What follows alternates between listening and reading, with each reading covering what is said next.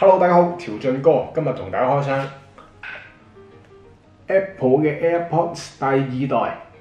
好，咁我哋而家開箱啦。今次咧開箱嘅版本咧就係無線充電版本嚟嘅。無線充電版本呢個咧價錢咧就係1599蚊。咁佢有個普通版本嘅，個普通版本咧就冇無線充電功能啦，就1299蚊。你有得就咁買個充電盒添嘅，佢個充電盒好似係629蚊。好，大家睇下先啦。好，一打開啦，有沓說明書，然之後咧就到耳機嘅部分啦，係咁簡單，乜都冇噶啦已經。好，搣咗個 label 佢先，哇正！大家睇下，好簡單嘅內容，就係一個盒啦，然之後有兩隻耳機。咁前面呢有個掣嘅，呢個掣咧就係顯示個電量嘅，大家睇下啦。咁佢呢一部機咧連結嘅方法咧就好簡單嘅啫。咁就擺部電話喺度啦，然之後咧開着個盒，佢自己咧就會 pair 咗噶啦。好 pair 咗咯喎，咁啊撳連接，搞掂。設定為 Siri， 稍後設定。好哇，幾方便。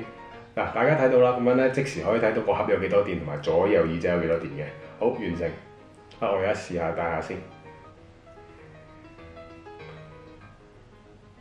戴落去個感覺咧 ，feel 到係好似好唔穩陣咁樣，好似晾住咁樣。好，咁我哋講下今代 AirPod 同上一代 AirPod 有咩唔同先啦。咁今代嘅 AirPod 同埋上一代 AirPod 咧，其實有好多分別嘅。咁最主要嘅分別咧就係個晶片改變咗啦。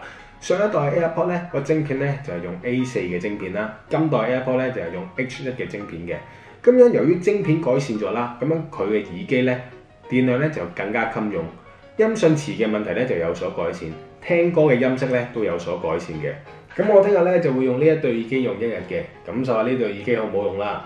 到時再寫翻個 review 俾大家。大家好，翻嚟啦。咁我自己咧就用咗呢一隻耳機一日嘅，咁想喺度同大家分享下我一啲體驗嘅。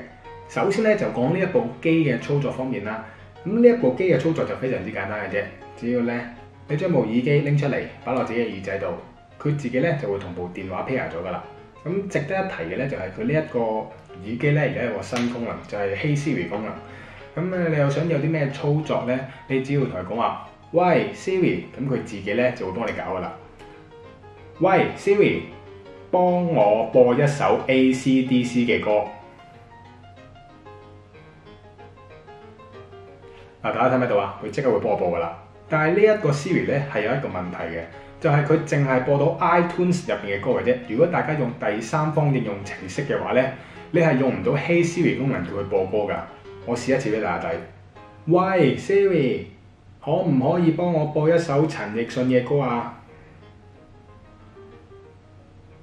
好，大家睇下，佢係會揾唔到一首歌㗎。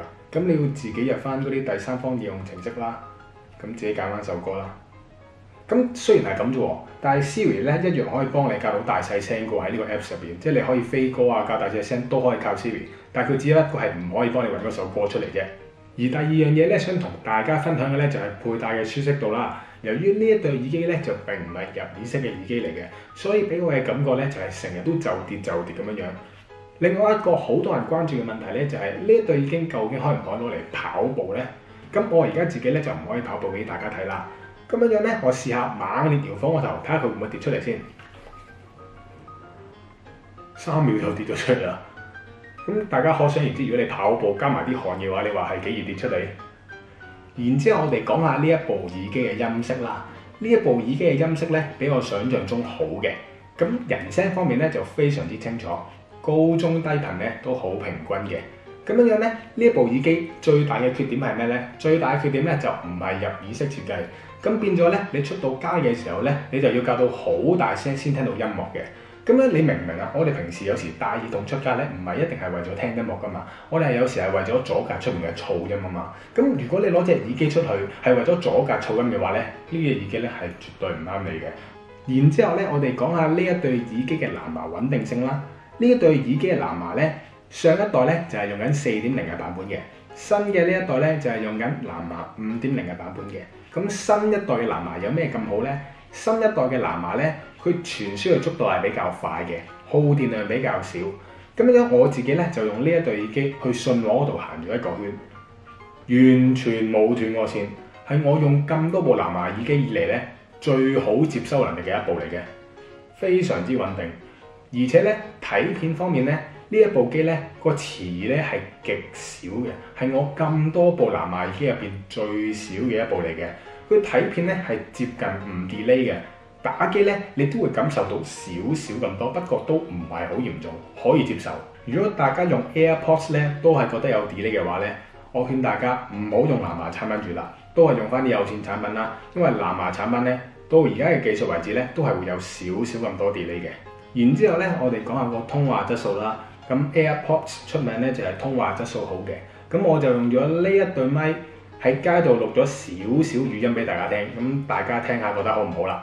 聽唔聽到 ？One two three four 調進歌，聽唔聽到？咁整體嚟講咧，我自己覺得咧 AirPods 咧係一部唔錯嘅藍牙耳機嚟嘅。我最唔滿意嘅地方咧，就係佢呢一部耳機嘅設計咧，並唔係入耳式嘅設計，咁令到我出街聽歌嘅時候咧，就真係非常之麻煩啦。但係撇除咗呢樣嘢嘅話咧，其實佢係一部數一數二好嘅藍牙耳機嚟嘅，喺呢個價錢嚟講。